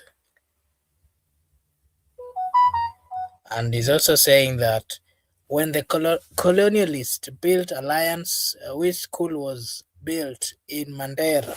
Okay. Those are some of the comments that you're getting from our friends who are watching us, and from the Facebook side. And I want to take this opportunity to just appreciate them and to say a big thank you. And if you are watching, kindly just like and also subscribe if you've not subscribed. Just like, it is a way of supporting us, na sisi hapa tutasema ni asante na tutashukuru sana. Hata ningoje ndugu yetu hapa akuja tupe maoni yake kwa haya maneno ambayo tunayazungumzia sasa hivi. I want to remind you that over here we do have this kind of conversations, of course, political conversations, which are all geared towards the betterment of our country. And, more of what we talk about here are normal things which we do encounter on our day-to-day basis activities. And again, we're just calling out bad leaders or leaders who have forgotten their role. Remember, when a leader is elected or given a chance, there are expectations from the people, and those expectations has to be met. Whenever they are not met, as a people, the constitution is very clear. You can remind your leaders so that they wake up. But apparently of late, we've had instances where our leaders have neglected, forgotten, and are, some of them, not even interested in listening to the citizens. And that is part of the things that we are calling out, because whenever we don't listen to each other, whenever we don't give each other time, then what will then happen, or what will come to be is we'll see serious repercussions, negative repercussions, which are not, which I mean we should look into. And that is why we do have these conversations, so that we can just talk about the real issues and possibly give the right counsel or the right advice to our leaders. Yes, they have they have their mandates, but sometimes they do, or they tend to forget. So our work as a people is to remind them, and if they listen to us, we will avoid so many things like going to demonstrations, because people do go for demonstrations, especially when they are not listened to. Our good friend Paul is saying those leaders, Farah Malim and his colleagues, should move from Isli and go back to village and build schools. When I was growing, I used to admire Farah Malim. But then when I now grew up, and now I started understanding what politics is all about, then I realized that Farah Malim is not a good leader. He's not a good leader based on the many instances that he's had opportunities to have a conversation with the people, especially the young people, but the utterances that has come from him are not really utterances which are unifying the people. They are not consoling. And remember, some of these utterances that have always come from him have come at a time when the people of Kenya are either mourning. You remember the time that the Gen Zs were killed, quite a number of them. When he had the opportunity, instead of consoling them, he started speaking badly. And this is not the first time. He even said that if he was the president or had the capability, he would shoot people. And remember, that is something coming from a mouth of a leader who has been elected more than once. A leader who has served, a leader who is getting aged. Instead of giving right counsels, advices to the young people, what he does is coming out to speak or to give utterances which are not really right. And for that reason, Farah Malim should not be mentioned whenever leaders of high standards are being mentioned. And I don't think that there is anything to expect from a leader who speaks in that manner. If you see leaders speaking in that manner, there's nothing they can deliver. You cannot see or expect anything positive from those particular leaders, because they see citizens as their subjects. They see them as people who do not deserve being there. They see them as people who should not speak whenever they're making bad decisions. Some of them are forgetting that these citizens, some of them are leaders as well, and they are doing well in their capacities. in the places that they are being places that they've been given opportunity to serve. So the leadership that we have has to be a leadership that listens. It has to be a leadership that consults. It has to be a leadership that is always there to listen to the people, because that is the sole purpose of representation. You cannot represent a group of people that you do not understand their views, you do not understand their culture, you do not understand their thinking, you do not understand their wishes, you do not understand what is, the things that are pressing them. So the first important thing about leadership, in my own view, is first listening to the people that you are governing, or you are you are representing.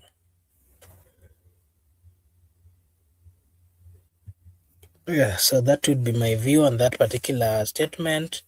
And Paulo Asili here is saying that which school has Gachagua built?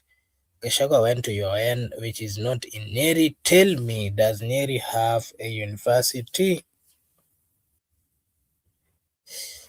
And I did mention, as Asili, if you are here, and I said very well that the most learned people, you will realize that whatever made them that successful, whatever made them that knowledgeable, was part of it was exposure. Exposure is, of course, entails quite a lot. Getting to hear from others, getting to learn from others, getting to to give them a chance to also do their own things, and then learning from that. I did mention that we are fighting tribalism in the Republic of Kenya.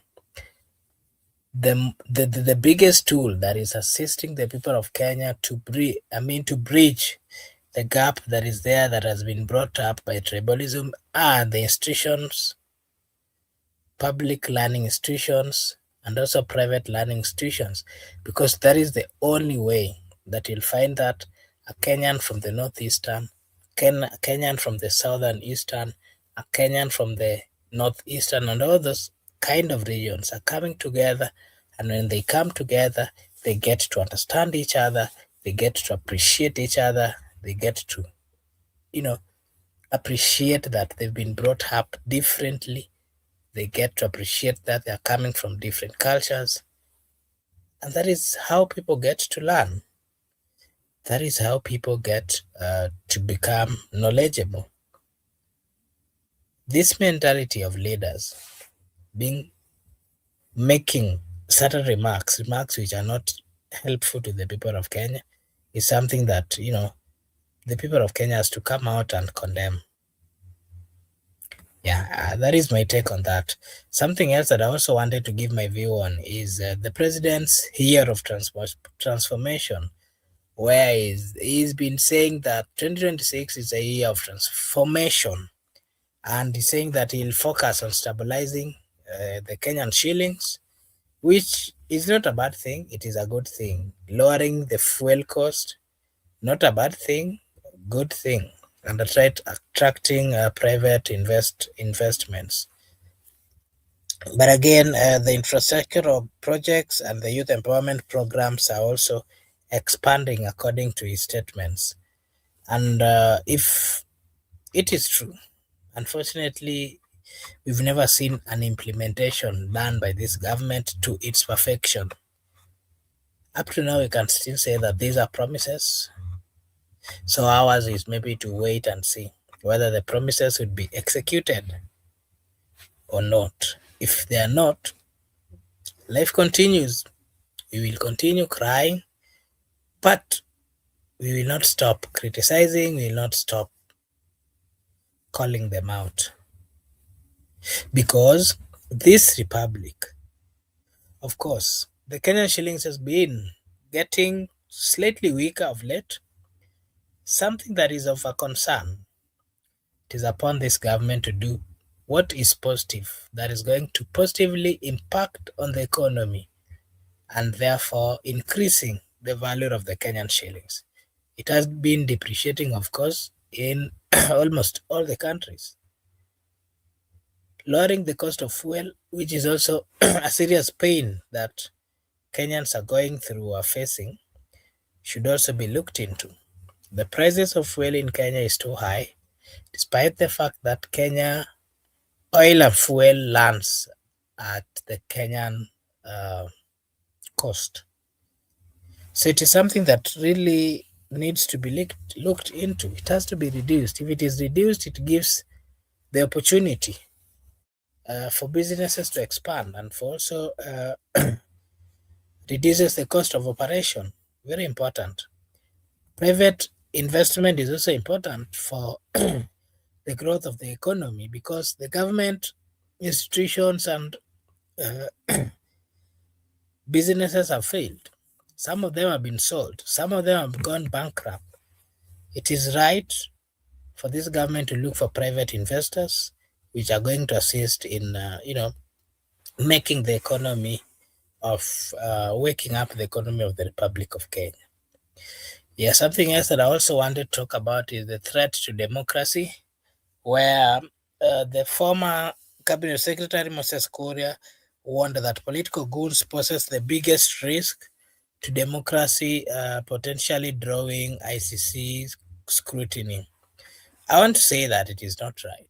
Whenever politicians disagree, one thing that I've noted is that they've been using goons to either seek sympathy or to either destroy their opponents. It is not the solution. That kind of politics is eroding the good values in the Republic of Kenya. It is eroding the good values amongst our youths. Because when you see a politician calling young people and giving them money to go protect them or to go do such kind of things, these people will get into those activities, and that is how we will be making or entertaining thieves in the Republic of Kenya. It is not right. Whenever politicians are fighting, let them fight.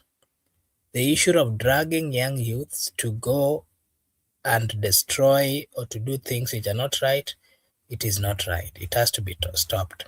Whether it is the government side, whether it is the opposition side, the people of Kenya are not happy about it.